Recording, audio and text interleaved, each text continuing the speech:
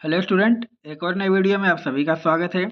अगर आप police constable की तैयारी कर रहे हैं और इंतजार कर रहे हैं नई वैकेंसी का, तो आपके लिए एक बड़ी वैकेंसी आई हुई है पंजाब पुलिस कांस्टेबल की, जो कि 12 लेवल पर आई हुई है। और आज मैं आपको इस वीडियो में सारी चीज़ें बताऊंगा कि इस फॉर्म को कैसे अप्लाई करना है और इसका एग्जाम सिलेबस, सिलेक्शन प्रोसेस क्या होने वाला है, इन सारी चीज़ों के बारे में आपको बताऊंगा। तो ये पंजाब पुलिस कांस्टेबल का ऑफिशियल नोटिफिकेशन है।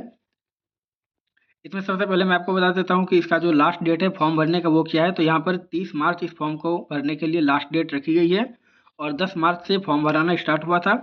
तो अभी कुछ ही दिन बाकी हैं। अगर आप फॉर्म भरना चाहते हैं तो आप यहाँ पर 30 मार्च से पहले फॉर्म भर सकते हैं। उसके बाद जो इसके जो बेसिक इंस्ट्रक्शन है पहले उसके बारे में देख लेते हैं। यहाँ पर देखिए कैटेगरी वाइज जो वैकेंसी है ये यहाँ पर बताई है कि किस कैटेगरी के लिए यहाँ पर कितनी पोस्ट पर वैकेंसी आई हुई है।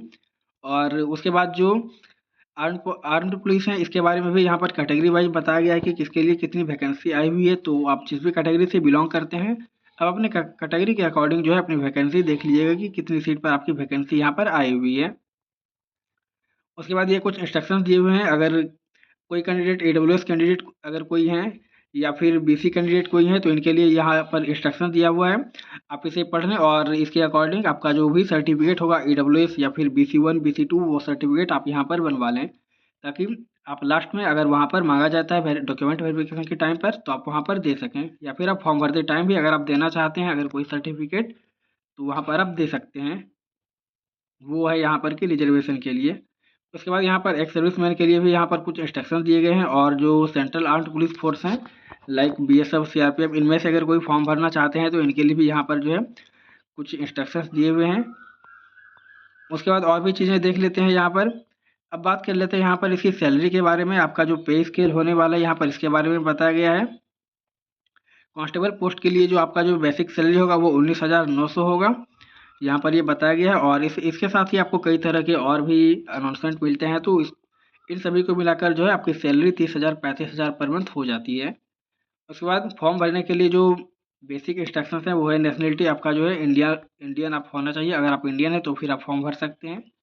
उसके बाद यहाँ पर एज लिमिट के बारे में बताया गया है कि आपका जो मिनिमम एज है वो 18 साल है और मैक्सिमम 28 साल तक आप इस फॉर्म को भर सकते हैं। और इसमें जो एज की डेट रखी गई है 1 जनवरी 2026 तक।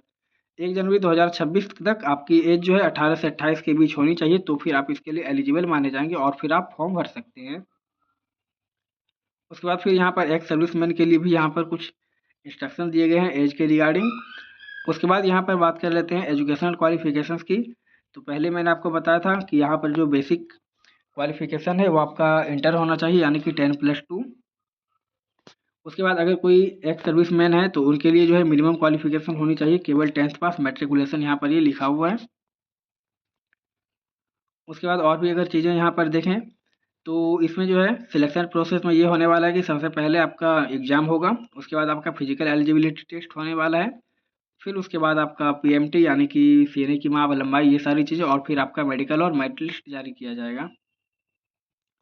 तो यहाँ पर पहले जो फिजिकल के बारे में दिया हुआ है, जितने भी मेल कैंडिडेट होंगे उनकी हाइट होनी चाहिए 5 फीट 7 इंच, और अगर सेंटीमीटर में देखें तो 170.2 सेंटीमीटर होनी चाहिए।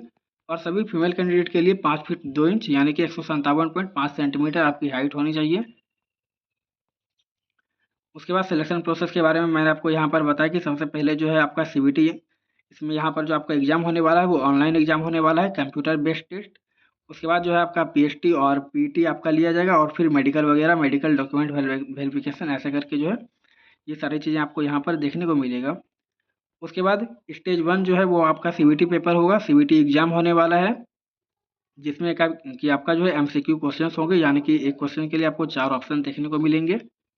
उसके बाद सेकंड स्टेज में आपका PST होने वाला है, और थर्ड स्टेज में आपका जो है यहाँ पर देखिए लिखा हुआ है डॉक्यूमेंट वेरिफिकेशन किया जाएगा। तो यहाँ पर बात कर लेते हैं इसका एग्ज़ाम पैटर्न के बारे में। तो आपका जो एग्ज़ाम होने वाला है वो 100 क्वेश्चन का होगा, और सभी क्वेश्चन के लिए आपको एक यहाँ पर मार्क्स मिलेंगे, यानी कि 100 क्वेश्चन और 100 मार्क्स यहाँ पर आपके एग्ज़ाम होंगे।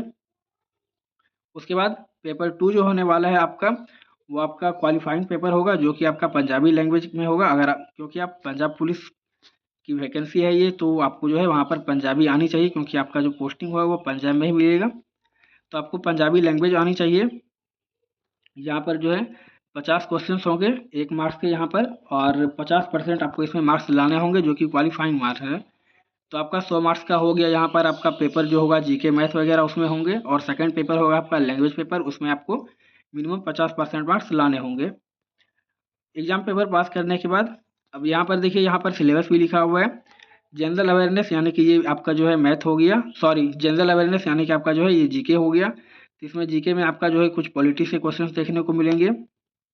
उसके बाद सेंट्रल एंड स्टेट से, उसके बाद आपका हिस्ट्री, ज्योग्राफी और कल्चर एंड इकोनॉमी और ऑफ पंजाब। यहाँ पर आपको जो है पंजाब की कल्चर और इकोनॉमी के बारे में भी यहाँ पर आपसे पूछा जाएगा। उसके बाद हेल्थ एंड न्यूट्रिशियंस, और फिर आपका करंट अफेयर्स भी आपका जीके में पूछा जाएगा। ये हो गया आपके जीके के सिलेबस। उसके बाद आपका जो मैथ का पूछा जाएगा, तो मैथ में आपका जो है सिंप्लीफिकेशन, एवरेज, रेशियो, परसेंटेज, ये सारे टॉपिक्स आपके यहाँ पर मैथ में पूछे जाएंगे। और यहाँ पर देखिए मार्क्स भी लिखे हुए हैं कि आपका जो जनरल अवेयरनेस यानी कि जीके का पेपर होगा, जीके के पेपर में से आपको 35 क्वेश्चंस होंगे जीके के। और फिर आपका जो मैथ का होने वाला है, तो आपका मैथ का जो है यहाँ पर 20 क्वेश्चंस होने वाला है। उसके बाद रीजनिंग की अगर बात करें, तो रीजनिंग में भी आपके 20 क्वेश्चन देखने को मिलेंगे, और ये letter series, pattern compilation, order and ranking, ये सारे आपके रीजनिंग के टॉपिक होने वाले हैं। उसके बाद आपका इंग्लिश स्किल लैंग्वेज जो होने वाला है, ये आपका 10 मार्क्स का होने वाला है इंग्लिश लैंग्वेज। इसमें भी यहाँ पर देखिए टॉपिक लिखा हुआ है कि किस किस टॉपिक से इसमें क्वेश्चंस पूछे जाएंगे। उसके बाद पंजाबी लैंग्वेज जो है वो भी आपका 10 मार्क्स का होगा, और ये टॉपिक्स लिखे हुए हैं। उसके बाद जो है डिजिटल लिटरेसी एंड अवेयरनेस, इसके बारे में जो है आपका, इससे आपका 5 क्वेश्चंस देखने को मिलेगा 5 मार्क्स का। ये आपके पेपर 1 हो गए जीके के। और सेकंड पेपर जो है आपका पंजाबी लैंग्वेज का, जो कि आपका क्वालिफाइंग होगा। तो यहाँ पर ये एग्जाम के सिलेबस के बारे में हो गया। उसके बाद यहाँ पर एक और चीज़ बताया गया है कि यहाँ पर नेगेटिव मार्किंग नहीं है, there shall be no negative marking. तो आपको ये चीज़ ध्यान रखना है। अगर आप सारे क्वेश्चन अटेम्प्ट लेना चाहें तो ले सकते हैं, क्योंकि यहाँ पर नेगेटिव मार्किंग नहीं है, यानी कि आपका गलत क्वेश्चन होने पर कोई भी मार्क्स नहीं कटेगा। उसके बाद यहाँ पर नॉर्मलाइज की भी प्रक्रिया अपनाई जाएगी। रिजल्ट जब जारी किया जाएगा तो आपको इसमें नॉर्मलाइज प्रक्रिया भी देखने को मिलेगा। जैसे कि यहाँ पर ये बताया गया कि अगर आप समझ सको तो इसे समझ सकें, इस तरीके से जो है आपका नॉर्मलाइज प्रक्रिया होने वाला है। उसके बाद आंसर की, और आपको यहाँ पर आंसर की भी दिया जाएगा एग्जाम के बाद कुछ दिनों बाद, ताकि आप अपना मिला सकें कि आपके कितने क्वेश्चन सही और कितने क्वेश्चन गलत हुए हैं। उसके बाद आती है फिजिकल एलिजिबिलिटी टेस्ट और फिजिकल मेजरमेंट टेस्ट। इसमें जो है सबसे पहले आपका इसमें रनिंग होगा, फिर लॉन्ग जंप होगा, फिर हाई जंप होगा, और फिर आपका हाइट मेजरमेंट होने वाला है। तो इसके बारे में भी देख लेते हैं। यहाँ पर देखिए रनिंग के बारे में लिखा हुआ है सभी कैंडिडेट के लिए। अगर कोई एक्स सर्विसमैन है तो उन्हें कितनी कितनी मीटर की दौड़ कितने मिनट में कंप्लीट करनी होगी। फिर यहाँ पर ये मेल एक्स सर्विसमैन के लिए है। यहाँ पर मेल एक्स सर्विसमैन अगर किसी ने 35 साल से ज़्यादा सेवाएं दी है तो ये सारी चीज़ें यहाँ पर लिखा हुआ है। यहाँ पर फिर देखिए फीमेल के बारे में भी लिखा हुआ है, फीमेल कैंडिडेट के लिए यहाँ पर इन्हें 800 मीटर की रनिंग क्वालिफाई करनी होगी 6 मिनट में। ये सारी चीज़ें यहाँ पर आप जिस भी कैटेगरी से बिलोंग करते हो आप उसके अकॉर्डिंग यहाँ पर देख लीजिएगा, और फिर आप अपनी तैयारी जो है अभी से शुरू कर सकते हैं, क्योंकि कुछ ज़्यादा टाइम नहीं मिलेगा एग्जाम के बाद आपका फिजिकल होने में। उसके बाद ये सारी चीज़ें जो बेसिक इंस्ट्रक्शंस है वो सारी चीज़ें आप पढ़ लीजिएगा। और लास्ट में आपका जब आप डॉक्यूमेंट वेरिफिकेशन के लिए जाएंगे तो डॉक्यूमेंट वेरिफिकेशन के बारे में यहाँ पर लिखा हुआ है कि आपके जो कौन कौन से सर्टिफिकेट होंगे। तो आपका मैट्रिक का जो सर्टिफिकेट होगा एज प्रूफ वो आपको लेकर के जाना है। फिर आपका 12 का आपका, उसके बाद अगर आपने पंजाबी भाषा में मैट्रिक पास किया तो आपको उसका सर्टिफिकेट लेकर जाना होगा। तो ये सारी चीज़ें, अगर आप यूआर कैटेगरी से हैं तो उसका सर्टिफिकेट, EWS, OBC, NOC, ये सारी सर्टिफिकेट आप जिस भी कैटेगरी से बिलोंग करते हैं आपको यहाँ पर लेकर जाना होगा। इसके बारे में वहाँ पर इंस्ट्रक्शन दिया जा चुका है, आप उसके अकॉर्डिंग ये सर्टिफिकेट बनवा लें, ताकि बाद में आपको यहाँ पर कोई भी परेशानी ना हो। और फिर अंत में आपका सारा चीज़ सही पाए जाने के बाद आपका मेरिट लिस्ट जारी किया जाएगा,